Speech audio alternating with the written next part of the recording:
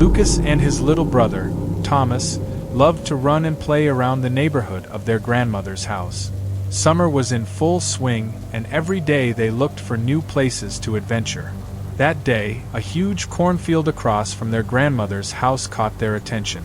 Its green stalks stretched for many hundreds of meters ahead, like an endless maze ready to swallow them up. "Let's see who can run to the end of the field first," Thomas suggested, looking slyly at Lucas.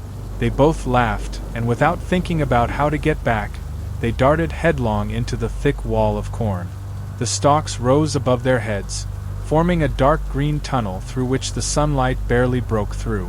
They ran side by side until the laughter and excitement was replaced by heavy breathing and slight fear.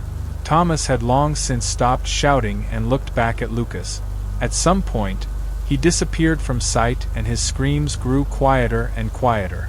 Lucas stopped, listening, but all he heard in response was the rustling of leaves. "Thomas!" he called out, hoping his brother was nearby. But Thomas didn't answer. The sun was slowly slipping toward dusk, long shadows laying on the ground, and the silence of the field grew more and more ominous. Lucas kept walking, thinking he would find a way out, or at least his brother. But the farther he walked, the more he lost direction, and the tall stalks of corn seemed endless and identical. Darkness came, and Lucas could feel his despair growing. He screamed, calling for Thomas, but all he heard in response was his own echo and the sound of rustling leaves. Lucas clenched his eyes shut, trying to hold back the tears, but panic and fear overtook him more and more. And then, in the distance, he noticed a strange light flickering between the rows of corn. Lucas couldn't see if it was a flashlight, or something else, but it was his only hope of getting out. He ran towards the light, not even thinking about what it could be. The light grew brighter, and finally Lucas ran out of the corn and found himself in a clearing that looked strangely uneven in the moonlight. In the center stood old, dilapidated tombstones. Lucas froze. In front of him was an abandoned cemetery surrounded by rotting boards. Lucas walked on, illuminated by the moonlight. Leaves and branches crunched under his feet. Suddenly his gaze fell on one of the headstones, which looked much newer than the rest. He crouched down to read the inscription, and a chill pierced his heart when he saw the name on the stone, Thomas Wilson. It was his brother's name. Lucas stepped back, unable to believe his eyes. How could Thomas's tombstone be here if they'd just gotten lost in the field? A muffled cry escaped his lips, and he rushed away, but something made him stop. Next to Thomas's grave was a second grave, half dug with loose, newly dug earth. The plaque above the grave read Lucas Wilson. His legs shook, his heart pounding frantically in his chest. Everything around him seemed to freeze, as if the night itself was holding its breath in anticipation. In a panic, Lucas rushed back into the cornfield, hoping to find his way to his grandmother's house. But the more he ran, the more it seemed to him that the rows of corn only grew taller and denser. Summer was in full swing, and Casey, a student from the city, decided to spend it at her uncle's farm. Although she had grown up here, she had always found rural life boring and routine. This year, Casey came with a camera and the intention of capturing unusual moments of rural life for her video project. She decided that a summer spent on a farm was the perfect opportunity to add a little country atmosphere to her channel. From the very first day, a strange local legend told to her by her neighbors caught her attention. Her uncle only laughed, but her fellow villagers kept telling her. In the field next to the farm, every year an unusual triangular patch appeared where the corn stalks seemed to be bent to the ground. The locals called it a nest and claimed that no one knew exactly when or how it appeared. The tales varied. Some said it was the mischief of farmers' varmints, others that it was the mischief of the not of this world. Casey, curious by nature, decided it was her duty to find out the truth and get it all on camera. One evening, as the sun began to sink, Casey asked her uncle for permission to take a walk in the field. Her uncle advised her not to stay out too late, but she grabbed her camera and flashlight and headed straight for the place the villagers were whispering about. The closer she got to the center of the field, the quieter and more ominous the atmosphere around her became. The corn stalks rose above her head in a dense wall, cutting off any view of the horizon. Finally, Casey came upon this nest, a triangle where the corn stalks were bent to the ground in a distinct shape. It looked as if someone had crushed them with incredible force, yet there were no signs of heavy machinery or shoes around. Just sharp, clean lines forming a strange geometric shape. "So," she whispered, turning on her camera and aiming the lens at the strange area. "Let's see what it's all about." But as soon as she started recording, she felt the corn around her stirring.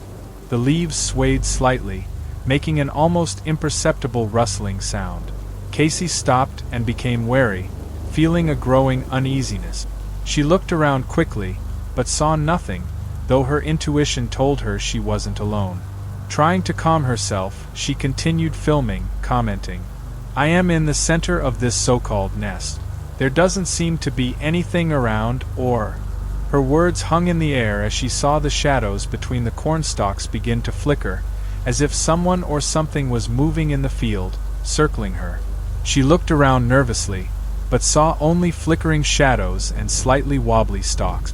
Finally, when her fear became so palpable that she couldn't ignore it, Casey made the decision to turn back. The sun had already dipped below the horizon and a thick, dark blanket covered the field. She slowly stepped out of the circle and headed back toward the farm, constantly looking around and trying not to miss the strange movements in the periphery of her vision. When she got back to her uncle's house, Casey immediately rushed to the computer to download and review the tape. The screen filled with an image of a cornfield that looked bleak and desolate. She re-watched the footage she'd recorded in the center of the triangle, and everything looked normal, though the odd shadow movements were still faintly visible in the background.